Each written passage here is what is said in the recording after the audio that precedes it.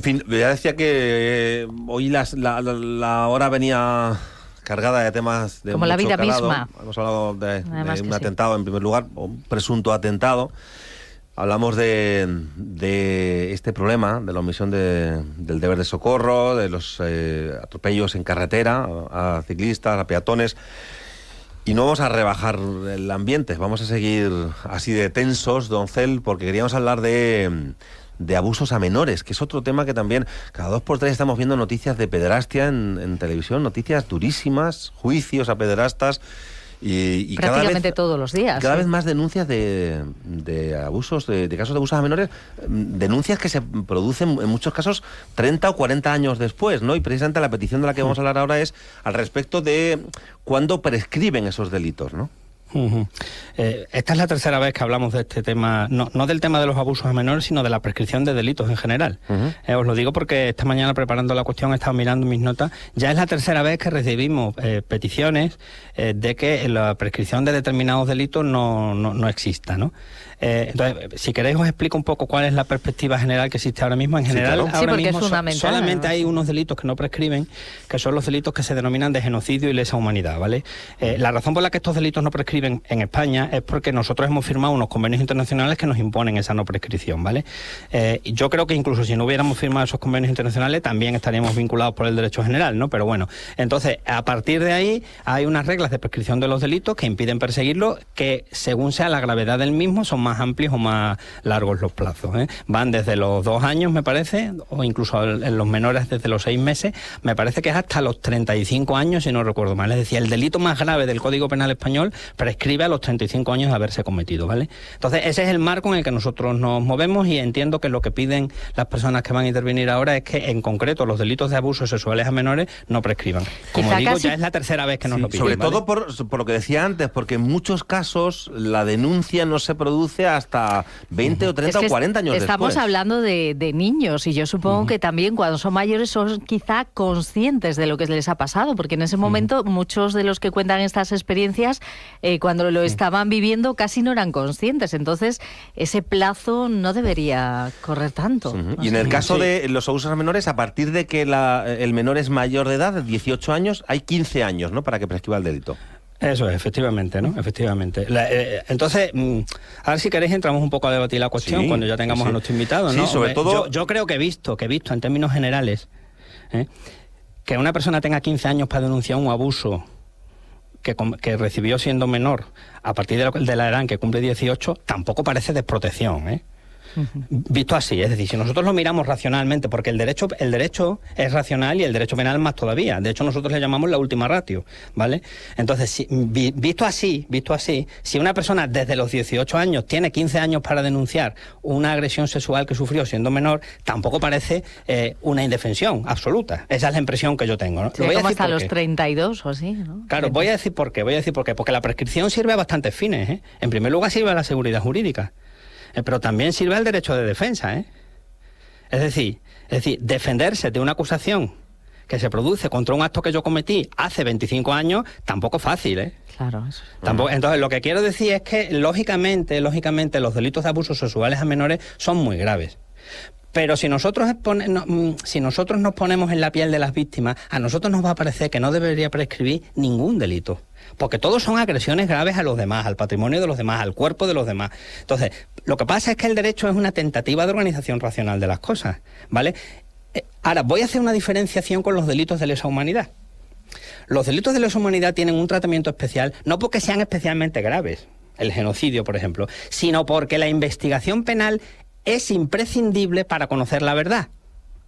Es decir, porque si no se permite la investigación de los crímenes del nazismo, no vamos a poder nunca conocer datos muy relevantes para la concepción de la historia, para la reparación de las víctimas y para el establecimiento de la justicia. Y eso es en términos generales, es decir, que no afecta solamente a las víctimas, por así decirlo, por más que estas víctimas sean muchísimas. Es decir, nosotros solamente sabemos lo que ocurrió en Ruanda porque hay un tribunal penal internacional que está juzgando lo que ocurrió allí y que puede juzgar sin plazo de prescripción. Esto es muy importante. Claro, entonces, lo que ocurrió en la ex Yugoslavia. Claro, efectivamente. Que esas investigaciones además se prolongan también durante mucho tiempo. Bueno, ¿no? pero es que incluso, fijaos, si como consecuencia de las investigaciones se tiene conocimiento de delitos que no son de esa clase, que no son de lesa humanidad, que son asesinatos o que son violaciones puntuales, ahí sí entra el plazo de prescripción, ¿eh?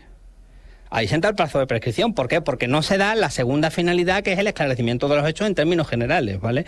Yo os lo digo porque, en fin, me he dedicado mucho al tema de la memoria histórica y, claro, todas las cosas estas tienen un cierto sentido racional, ¿vale? Claro. Por más que, por supuesto, que nosotros nos solidarizamos con las víctimas y por más que... Pero lo que quiero decir es que hay muchos intereses en juego a proteger que son, hombre, que también son bastante relevantes, ¿no? Bueno, vamos a escuchar a nuestro invitado, que lleva un ratito escuchándonos ya desde el Reino Unido, en concreto él es español. Perdóneme porque pensaba que no estaba, si no me hubiera callado. No, está escuchando. No, además muy interesante también sentar ahí. Él es Miguel Ángel Hurtado, él sufrió abusos sexuales siendo menor y es el que está llevando a cabo esta campaña también en change.org para que no prescriban esos delitos. Miguel Ángel, buenos días. Hola, buenos días. ¿Qué tal? ¿Cómo estamos? Bueno, cuéntenos exactamente, como le decíamos a Ana, ¿cuál es su petición? Nuestra petición es que se reforme la ley de prescripción en los delitos de pederastia, nosotros nos gustaría que se aboliera, como pasa en Inglaterra, en Canadá o en Suiza, pero si no es posible, pediríamos al menos un alargamiento significativo de los periodos de prescripción, como pasa en Alemania o en Argentina. Porque, claro, hablamos de que hay 15 años a partir de los 18, a partir de la mayoría de edad, para denunciar todo esto. No tengo ninguna intención de meterme en detalles peliagudos, Miguel Ángel, pero sí me gustaría que nos contara por qué usted cree que es importante que una persona tenga tiempo para denunciar todo esto. ¿Por qué le cuesta tanto a usted sufrió abusos de menor, como en su caso personal, ¿por qué es tan difícil denunciar pronto? ¿Por qué hay que darle tiempo a la gente? Bueno, yo creo que hay que tener en cuenta que los abusos sexuales a menores hacen habitualmente en el entorno de la víctima, en el entorno de confianza, familiares, maestros, sacerdotes, entrenadores de club deportivo, y lo que se ha visto una y otra vez es que incluso cuando el menor habla, muchas veces el entorno encubre, que es lo que ha pasado, o lo que parece que ha pasado recientemente con el caso Peñalver, que en Murcia hubo denuncias hace 20 años, pero en el pueblo donde sucedió, pues todas las autoridades decidieron ocultarlo, no denunciarlo a la policía y solucionar el problema metiendo al abusador de sitio. Y este señor, por lo visto, presuntamente, ha vuelto a delinquir en Canarias. Entonces yo creo que ese caso ejemplifica muy bien el por qué se tiene que cambiar la ley para proteger a los menores. Sí, pero digamos 15 años después de los 18, a usted le parece un plazo corto, ¿no? No es que me lo parezca a mí, es que en los últimos 30, 40 años ha avanzado mucho la investigación científica sobre los delitos de pederastia, y los estudios científicos que se han hecho entrevistando a miles de víctimas, lo que demuestran es que el tiempo medio entre que la víctima sufre el abuso y es capaz de verbalizarlo es de décadas. Entonces nosotros, cuando tengamos reunión con los diputados de la Comisión de la Infancia, nosotros no solamente vamos a dar nuestra opinión personal, sino vamos a entregar todos esos estudios científicos que demuestran que el tiempo actual es insuficiente, porque cuando se ha estudiado preguntando a las víctimas cuánto han tardado en verbalizarlo, miles de víctimas han dicho que décadas. En el tema que nos ocupa, que es gravísimo, el Tribunal Supremo Español, desde hace, me parece que 7 años, ¿no?, acepta como prueba de cargo única el testimonio de la víctima si éste le parece convincente, ¿vale? Entonces, yo un problema que le veo, y lo he dicho antes, a la supresión del plazo de prescripción, teniendo en cuenta que el testimonio de la víctima es muy relevante y muchas veces es la única prueba de cargo suficiente, ¿no? ¿Qué hacemos con los derechos del acusado? Es decir, es muy difícil defenderse de algo que ocurrió hace 35 años. ¿Cómo ve usted esto, Miguel Ángel? Yo es que lo que importante clarificar es que no cambia para nada las normas procesales. Es decir, la víctima tiene que demostrar, más allá de una duda razonable, que el acusado es culpable. Y hay que tener en cuenta que esta ley sería muy efectiva en los casos de abusadores de menores en serie, que han abusado de múltiples menores a lo largo de décadas. Pues es muy difícil quizá defenderse de una acusación, y lo que pasará en estos casos es que más probable es que absuelva al acusado, pero cuando tú tienes a 5, 10, 15 víctimas de ciudades distintas que cuentan la misma historia, entonces a mí me parece que es un caso sólido. Otro caso que también es muy útil, el cambio de la ley, es en instituciones como por ejemplo la Iglesia Católica, que finalmente han protegido y encubierto a los pederastas y que lo han documentado en archivos secretos, como por ejemplo el caso de Granada o el caso de Barcelona.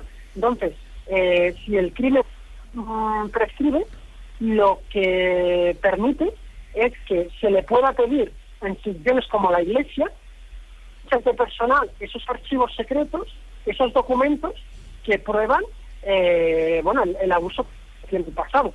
Entonces, en estos dos casos, lo que la experiencia de otros países práctica ha demostrado, pueden construir casos sólidos y se puede condenar a culpables que fueron acusados hace décadas, que cometieron sus delitos hace décadas. La verdad es que tiene usted un poderoso aparato argumental, Miguel Ángel. Justo iba a decir exactamente lo mismo, don Cel. El argumento es irrebatible. Clarísimo.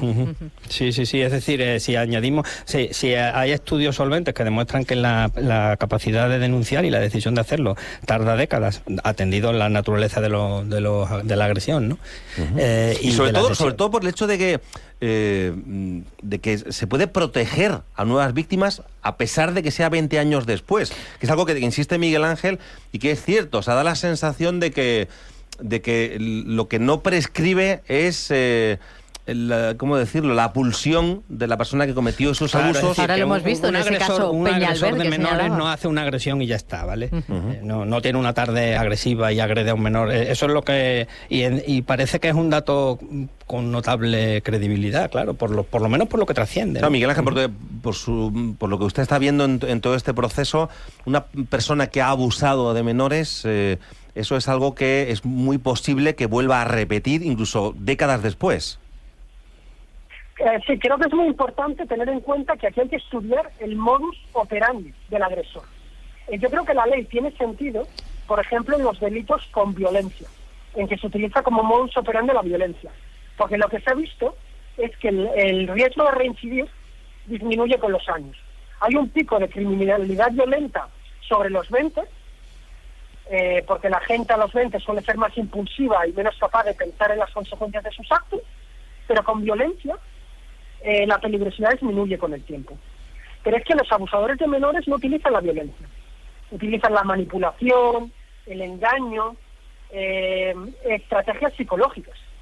Y tú puedes ser tan manipulador a los 70 como a los 20. Tú no eres tan fuerte a los 70 como a los 20, pero sí que eres tan manipulador. Con una diferencia, que has podido desarrollar tu técnica delictiva durante décadas. Incluso entonces, puede que sean más, puesto que se basan en la autoridad, claro.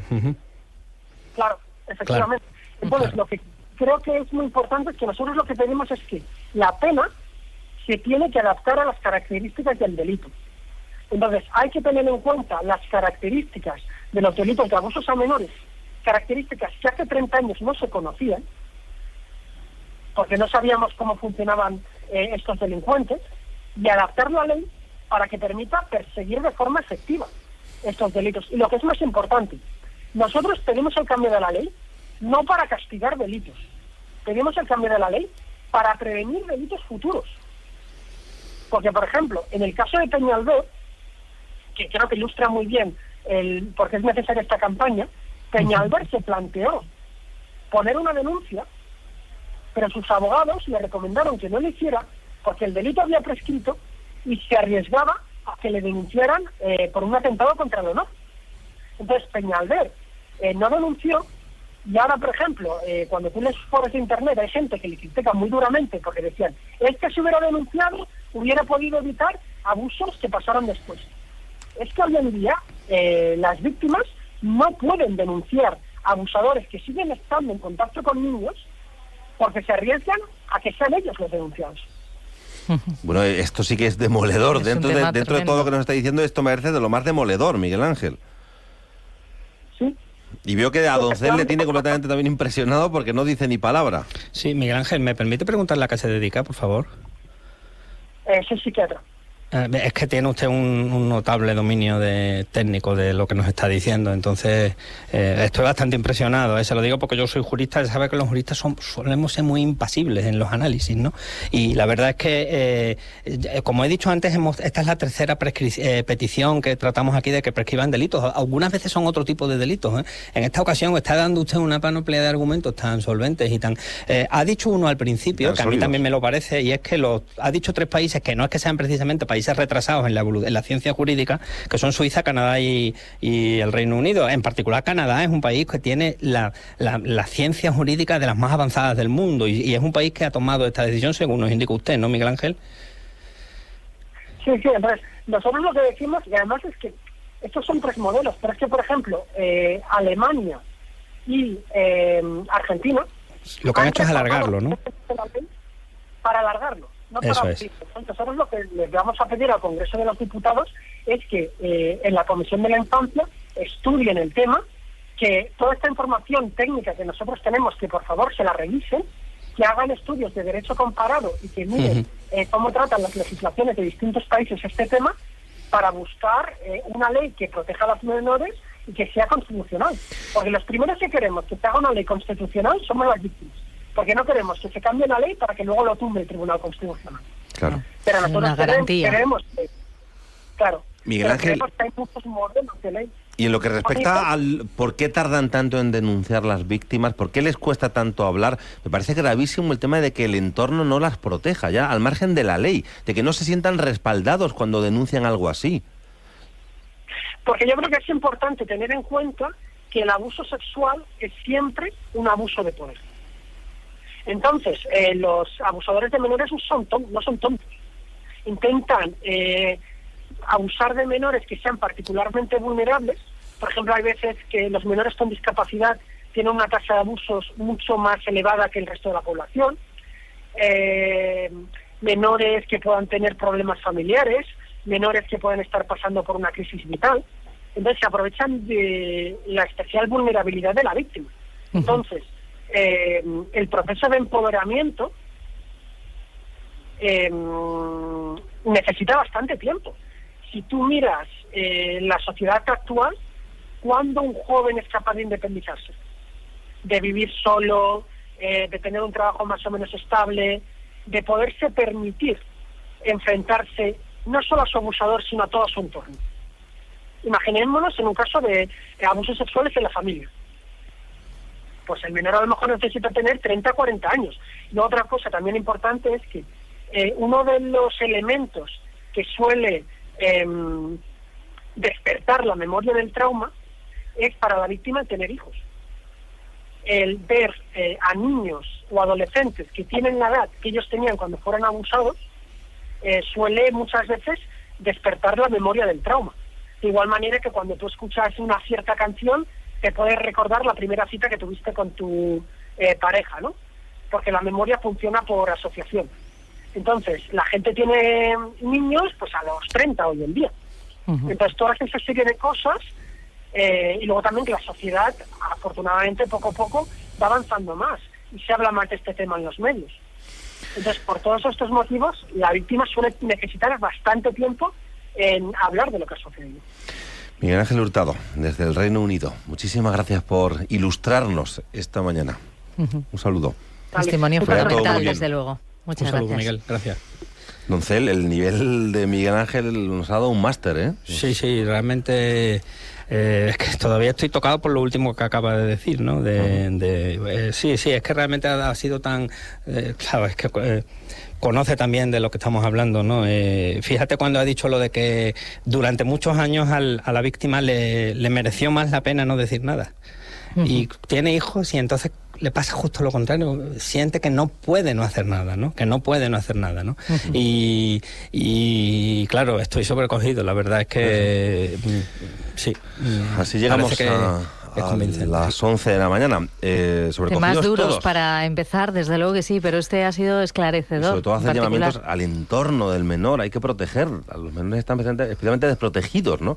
Y ahí, creámosles o no, hay que protegerles por lo menos, ¿no? Por supuesto, claro. Y escucharles muchas veces, que a veces no prestamos atención, son niños. Esa credibilidad, desde luego, debe de ser fundamental de entrada, por lo menos en ese entorno más cercano. Sí. Juan Antonio Doncel, sobrecogidos, llegamos a las 11. Vale, venga, que tengáis una feliz Navidad, que ya os veo la semana que viene. Igualmente. Sí, igualmente, un abrazo. Nos escuchamos el jueves, por supuesto, con esa lotería, ese programa especial que estamos anunciando. Yo incluso, aunque me toque, vendré, ¿vale? Por supuesto. Venga, un beso. Un saludo.